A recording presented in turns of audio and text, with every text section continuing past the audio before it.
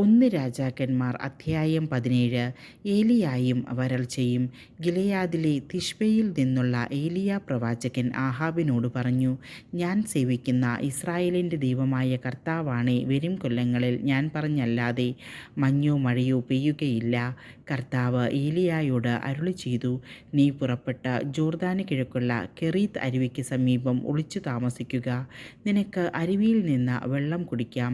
ഭക്ഷണം തരുന്നതിന് കാക്കകളോട് ഞാൻ കൽപ്പിച്ചിട്ടുണ്ട്.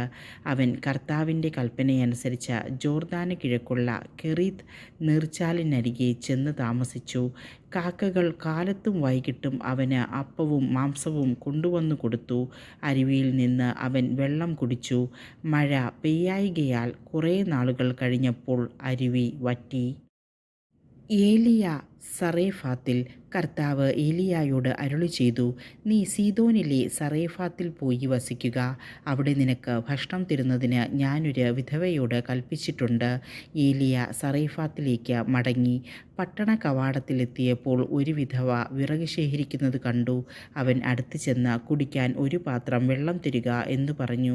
അവൾ വെള്ളം കൊണ്ടുവരാൻ പോകുമ്പോൾ അവൻ അവളോട് പറഞ്ഞു, കുറച്ച് അപ്പവും കൊണ്ടുവരിക. അവൾ പറഞ്ഞു, നിന്റെ ദൈവമായ കർത്താവാണേ, എൻ്റെ കയ്യിൽ അപ്പമില്ല. ആകെയുള്ളത് കലത്തിൽ ഒരു പിടി മാവും ഭരണിയിൽ അല്പം എണ്ണയുമാണ്. ഞാൻ 2 ചുള്ളിവിറക് പിറക്കുകയാണ്. ഇത് കൊണ്ടുചെന്ന് അപ്പമുണ്ടാക്കി എനിക്കും എൻ്റെ മകനും കഴിക്കണം. പിന്നെ ഞങ്ങൾ മരിക്കും. ഏലിയ അവളോട് പറഞ്ഞു, ഭയപ്പെടേണ്ട, നീ ചെന്ന് പറഞ്ഞതുപോലെ ചെയ്യുക.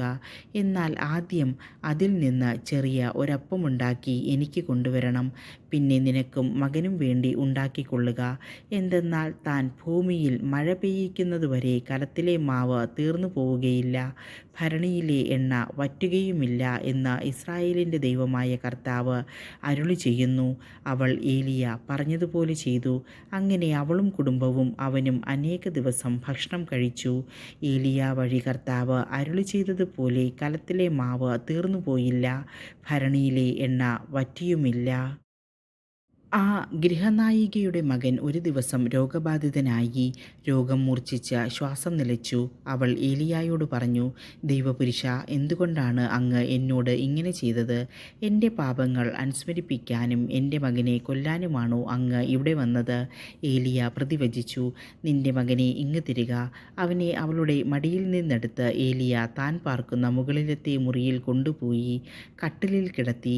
അനന്തരം അവൻ ഉച്ചത്തിൽ പ്രാർത്ഥിച്ചു, എൻ്റെ ദൈവമായ കർത്താവേ, എനിക്ക് ഇടം തന്നവളാണ് ഈ വിധവ. അവളുടെ മകൻ്റെ ജീവൻ എടുത്തുകൊണ്ട് അവിടുന്ന് അവളെ പീഡിപ്പിക്കുകയാണോ? പിന്നീട് അവൻ ബാലൻ്റെ മേൽ 3 പ്രാവശ്യം കിടന്ന് കർത്താവിനോടപേക്ഷിച്ചു, എൻ്റെ ദൈവമായ കർത്താവേ, ഇവൻ്റെ ജീവൻ തിരികെ കൊടുക്കണമേ. കർത്താവ് ഏലിയായുടെ അപേക്ഷ കേട്ടു. കുട്ടിക്ക് പ്രാണൻ വീണ്ടു കിട്ടി. അവൻ ജീവിച്ചു. ഏലിയ ബാലനെ മുകളിലത്തെ മുറിയിൽ നിന്ന് താഴെ കൊണ്ടുവന്ന് അമ്മയെ ഏൽപ്പിച്ചുകൊണ്ട്, ഇതാ നിൻ്റെ മകൻ ജീവിച്ചിരിക്കുന്നു എന്ന് പറഞ്ഞു. അവൾ ഏലിയായോട് പറഞ്ഞു, അങ്ങ് ദൈവപുരുഷനാണെന്നും അങ്ങയുടെ വാക്ക് സത്യമായും കർത്താവിൻ്റെ വചനമാണെന്നും ഇപ്പോൾ എനിക്ക് ഉറപ്പായി.